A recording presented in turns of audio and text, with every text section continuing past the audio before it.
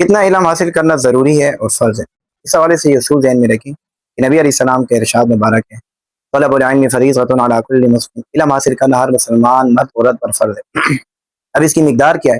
تو فقہائے کرام نے لکھا ہے کہ اتنا علم کہ آپ کو اسلام کے بنیادی عقائد کا پتہ ہو، اسلام کے بنیادی ارکان کا پتہ ہو، ارکان اسلام جسے کہتے ہیں، حلال حرام پاکی ناپاکی کا پتہ ہو، ارکان اسلام نماز روزہ حج زکوٰۃ، اس کے بارے میں اتنی بنیادی اور بیسک معلومات آپ کو پتہ ہو کہ آپ کی نماز ٹھیک ہو، آپ کی عبادات ٹھیک ہو جائیں، اتنے مسائل ارکان اسلام کی سیکھنا آپ کے اوپر فرض ہے اور ضروری ہے۔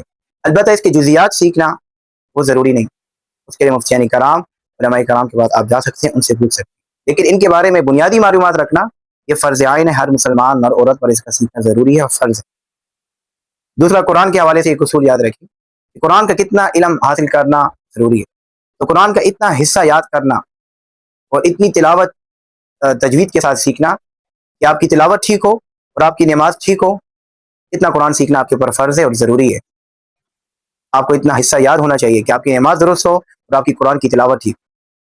قرآن کے حوالے سے لوگ بہت سی کوتاہی سے کام لیتے ہیں، قرآن کی تلاوت نہیں کرتے، تجوید کے ساتھ پریکٹس نہیں کرتے کہ ہماری تلاوت ٹھیک ہو۔ نبی علیہ السلام کے ارشاد ہے کہ قرآن ایسے پڑھو جیسے نازل کیا گیا۔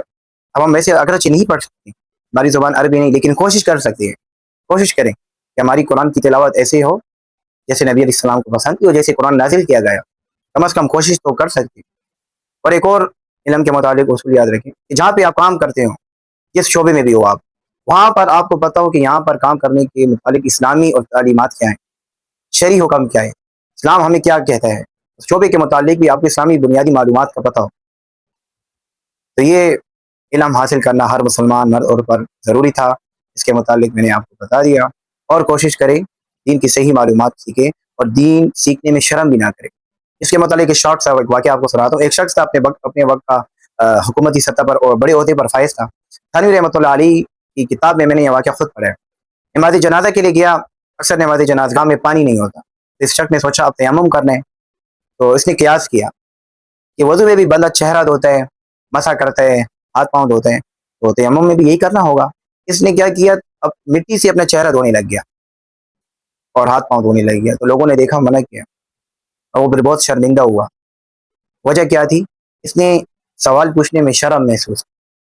دین میں شرم نہیں ہے، دین کے علم حاصل کرنے میں شرم نہیں ہے، اس کے لیے کوئی خاص وقت بھی نہیں ہے کہ اپنے اس وقت علم حاصل کر لیے تو ٹھیک ہے ورنہ آپ بعد میں نہیں کر سکتے، یہ ایک غلط فہمی ہے۔ تو کوشش کریں دین کی صحیح معلومات سیکھیں۔ اللہ پاک ہمیں اپنی دین کی صحیح سمجھ عطا فرمائے، اپنی رضا نصیب فرمائے۔ شکریہ، والسلام۔